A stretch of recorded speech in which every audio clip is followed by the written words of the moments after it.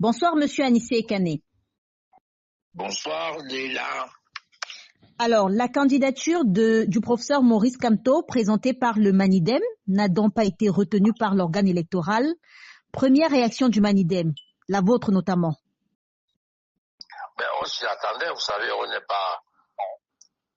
n'est pas loin de la réalité du pays. On connaît les brigands qui nous dirigent.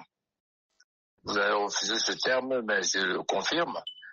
Et on a les audios des gens qui ont monté cette opération, qu'on a enregistré. On sait exactement ce qui s'est passé, les sommes d'argent qui ont été mises en jeu, le scénario qui s'est déroulé, on le savait. Donc on n'a pas été surpris. Les Kamas a refilé le morceau au commanditaire, à savoir le gouvernement. C'est tout. On a justement vu les forces de l'ordre assiéger le Manidem cet après-midi, après la cérémonie organisée par Elekam. Qu'est-ce qui s'est exactement passé? Donc, ils ne sont pas venus jusqu'au Manidem. Il y en a dans tous les carrefours de Douala. Mais dès que la cérémonie de l'Ekam a commencé, ils sont venus et illégalement et brutalement, ils sont rentrés au sein de la permanence. Je leur ai dit, excusez-moi, vous avez un papier? Ils ont dit non. J'ai dit, bon, dehors, vous n'avez pas pénétré ici. Non seulement pas pénétré ici, mais empêché que les journalistes rentrent dans l'enceinte du Manidem. Mais bon, vous savez, tout le monde ne peut pas assumer de faire face à la police. Les journalistes se sont mis à 100 ou 150 mètres. Certains qui étaient déjà dedans, on a pu travailler avec eux. En réalité, et ce que je peux vous dire, c'est que le sous-préfet est arrivé. Lui-même est surpris parce que c'est lui qui devait sortir un arrêté disant que la manifestation est interdite alors qu'il ne peut pas l'interdire. Mais il n'y avait même pas un papier administratif. Il n'y avait rien du tout. C'est une voie de fait. Ils sont venus encercler le siège du Manidem parce que on a affaire à un gouvernement complètement farfelu qui ne respecte rien, même pas ses propres lois. C'est tout. Alors, vous avez certainement échangé depuis lors, depuis la publication de cette liste, on va le dire ainsi, avec votre candidat. Quel est son état d'esprit, le professeur Maurice Kamto? Tout à fait serein, comme nous on est serein. On leur a dit le message non make-erreur, non make-erreur. Ils savent ce que ça veut dire. Et au peuple, aux Camerounais, on leur dit pour le moment, restez tranquille. Pour le moment.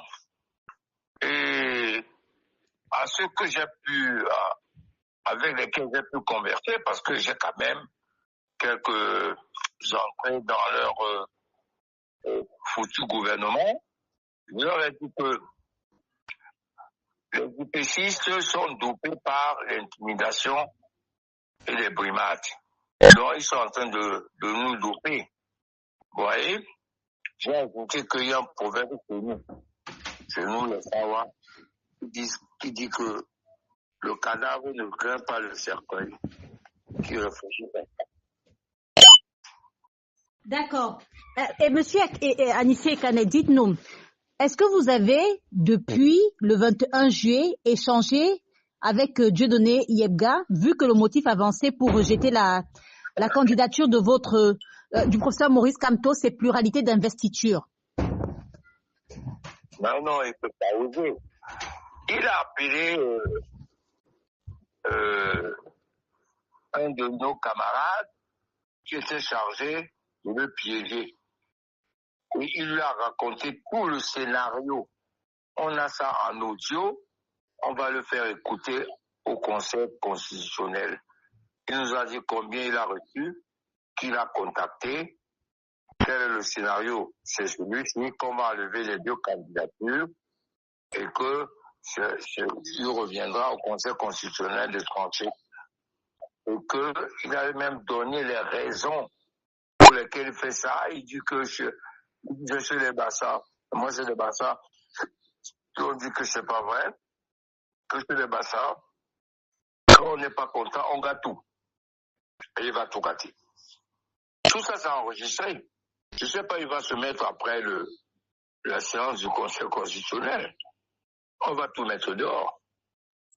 Mais vous pensez que cet audio va peser légalement, juridiquement, parce que vous l'avez enregistré certainement à son insu? Mais c'est pénal. C'est une tentative de corruption. Si vous filmez un policier qui vous demande de l'argent, il va en prison normalement. Oui.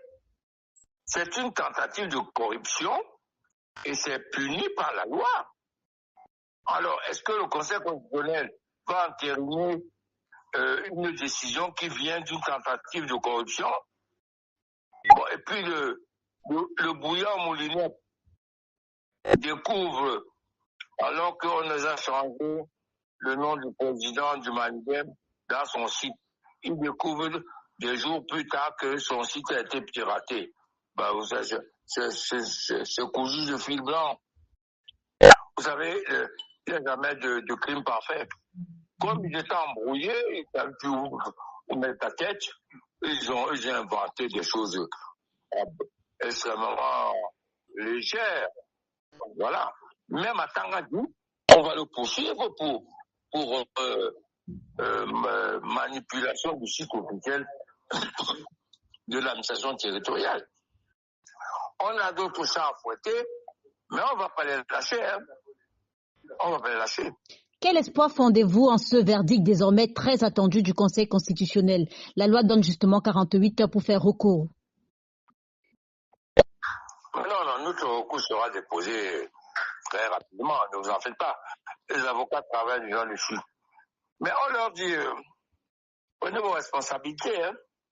Si ce pays-ci prend un tournant chaotique, chacun assumera les responsabilités dans l'histoire. Vous voyez? Bon, eux, ils n'aiment pas ce pays. Nous, on l'aime. Mais on n'acceptera pas que des brigands viennent nous voler une candidature qui n'a aucun problème. Il y avait 2 candidatures de l'UPCRN, 3 candidatures de l'UPC, 2 candidatures de l'ADPC. Alors. Non, une seule candidature du PCRN.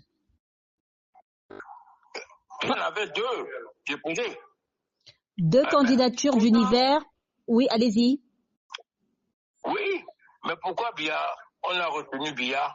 On allait le mettre dehors, comme nous. Voilà. C'est grossier. Alors, si le Conseil constitutionnel aime la grossièreté, alors qu'il continue. Mais nous, on ne l'acceptera pas. Ça, je peux vous le garantir. Et en attendant, vous appelez vos partisans au calme. Chaque chose a son temps. Donc, on retient que vous appelez vos partisans au calme. Merci en tout cas, Anissé Kane, d'avoir répondu à nos questions ce soir.